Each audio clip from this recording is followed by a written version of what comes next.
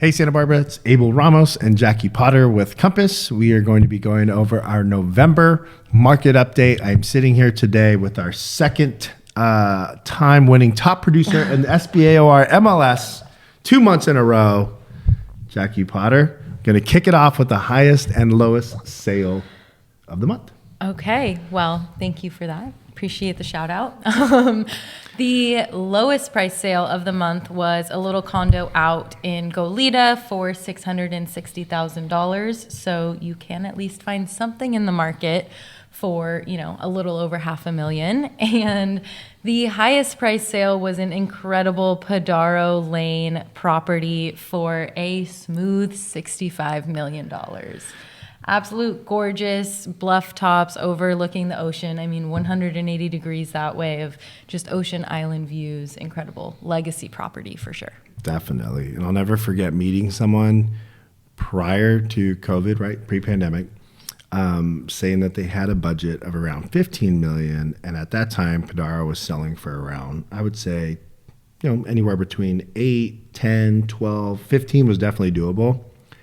To think now, obviously, one of a kind property here at 65 million, but just what that street itself has done since COVID is just mind blowing. So anyways.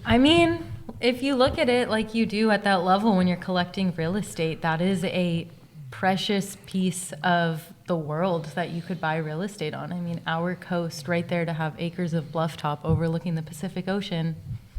Where else can you find that? Yeah, that's really niche. That's special.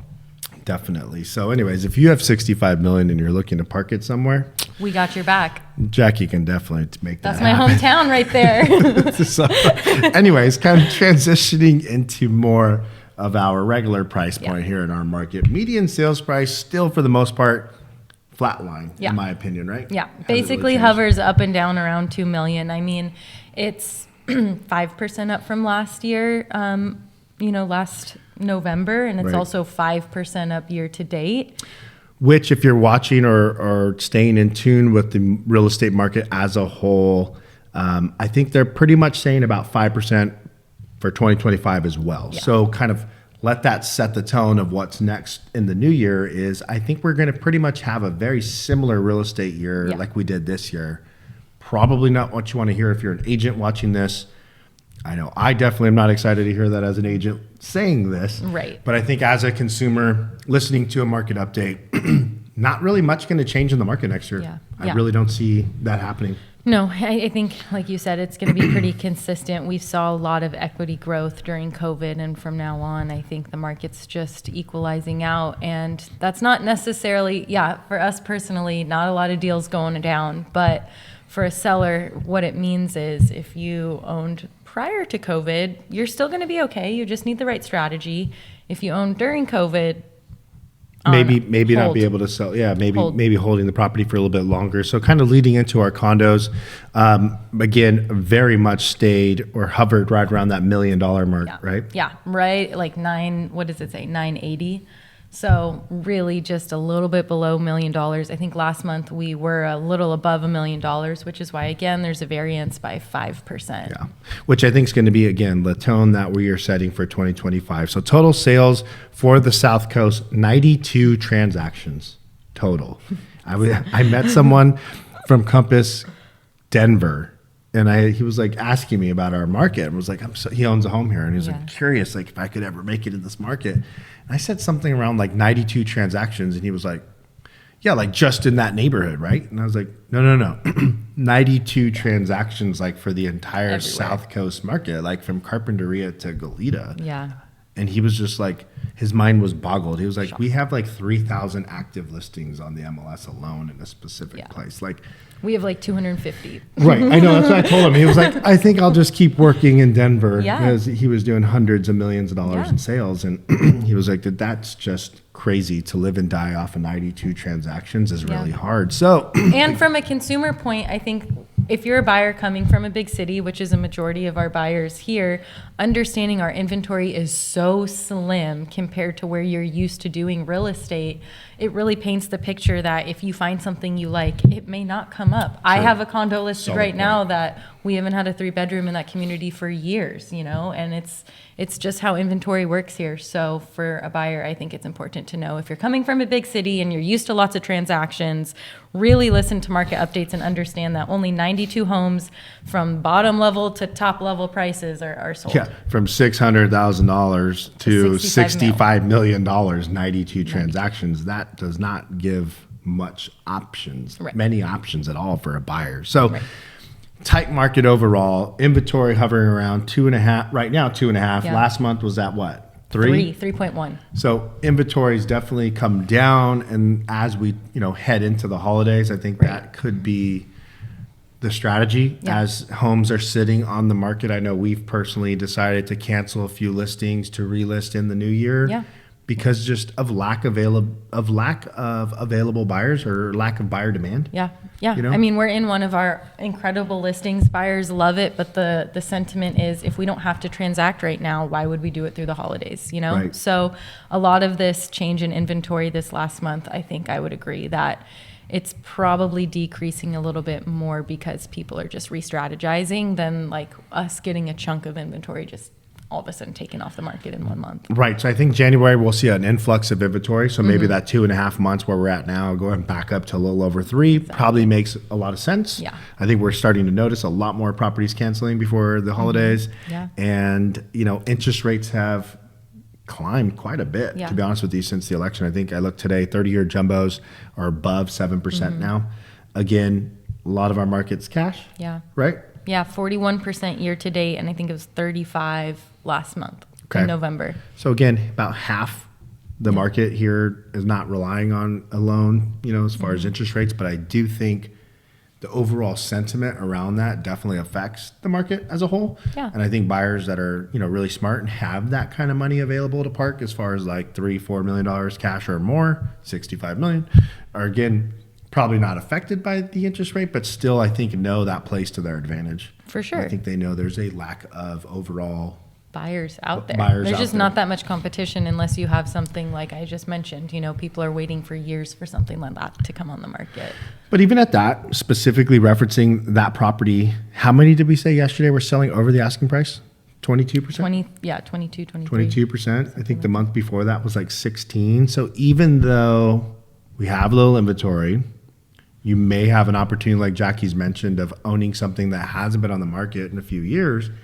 We're not really seeing those, $100,000, $2 million over asking price offers anymore. No, or at least we're all wheeling and dealing. Right. I mean, you're getting over because you're framing it, hey, we have multiple people interested. It's competition. It's not just somebody coming in right away with a bunch of money. It's really strategizing and playing the game, and negotiations are huge. I mean, I've been walking in and out of the office all day talking and getting negotiations done, which isn't how it's been. It's kind of been like, hey, here's a big offer, accept it. And so there's a lot more work to be done, a lot more strategizing on both sides, buyers and sellers, and just really working to bridge any gap between them. Yeah, for sure. And I was going to say, I talked to a couple agents too, and it's just a matter of like, just got one offer on a listing. Yeah. I mean, granted, it only takes one, right? Yeah. It's always better if you get more than one. But exactly. I think the ones that are going over are the ones that are getting multiple. You're not really going over if you just have a couple people interested in one offer that ends up coming in. And something that we'll start talking about more is our sale price to original list price ratio, which I think is really where we start to track where all this falls and lands. So this month we're looking at 93%. So we can say on average about 7% comes off the price on our listings, with only 22% selling over the asking. That leaves quite a few properties that are actually selling under asking price. So and days on market are still pretty quick. I mean, you have 36 for single family and 30 for condo. But I think when you factor all of that in, where is I going with that? Active inventory. Thank you. Yes. Yeah. It's just there's more that's active there. Yeah. Well, more properties sitting on the market that are active. So that days on market for active inventory, I believe when you work those numbers, it's about 78 days. Yeah.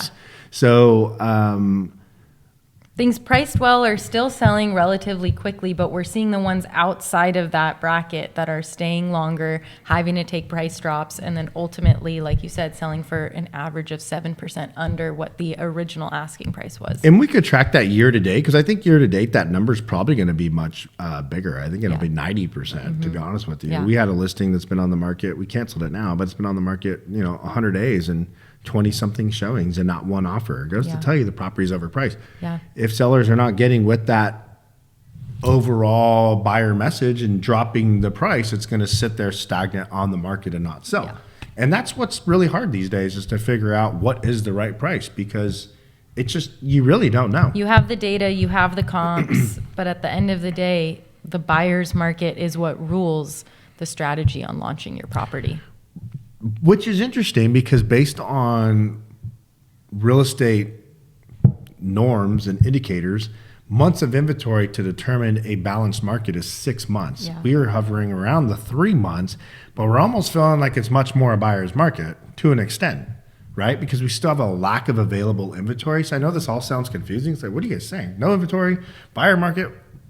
It's a weird market. The truth of the matter is Santa Barbara is an incredibly unique market. And True. so when the average for all of real estate might be having, 6 months on the market in a place where it's hard to, pay less than 20% down on a loan, and you have an interest rate above 7%, and you have people who are paying cash and people who don't need to move necessarily, you have this market that kind of doesn't act like the rest of them. And so we have these markers, but at the end of the day, being It's live local. in it, Yeah. understanding what people are going to, what are still those prized possession neighborhoods that go quickly, what are those neighborhoods where, hey, the buyer's fizzled out over here because either, the word is out, we have a lot of geological things, and we have a lot of, Insurance insurance issues. problems and things like that shift the market. And again, I just feel like it's important to know and listen to your realtors, your market updates, to understand that the news from all of real estate is not how it works here in Santa Barbara. No, and like to what you said, our market's very, it's its own market in itself. It's its own microclimate of real estate. So there's a lot of intricacies for our market, and that makes it hard to gauge, but also makes it hard to price. It makes it hard to get in. But the one thing that I've always said too is it also provides all these different insulating factors that I've mentioned are also what protect the price. Yeah. So I don't As a really, homeowner, right? So it's like I really don't see prices really changing too much at all, to be honest with you. And I'm going to continue saying that. We just said we had two of the worst years in the last 30 years of sales in Santa Barbara, and yet median sales price is still hovering around $2 million. And you're seeing again, like we're saying, some listings selling 7% under the asking price. I mean, that's not the case for most places. Right. So again, really great market, really good time to still sell. Overall strategy has to be tailored to a more custom approach to win. 100%. And listing at a really high price is not the way to go about it right now, to be honest with you. No, it's not. Anyway, we're always here to help. We have, where am I going with that?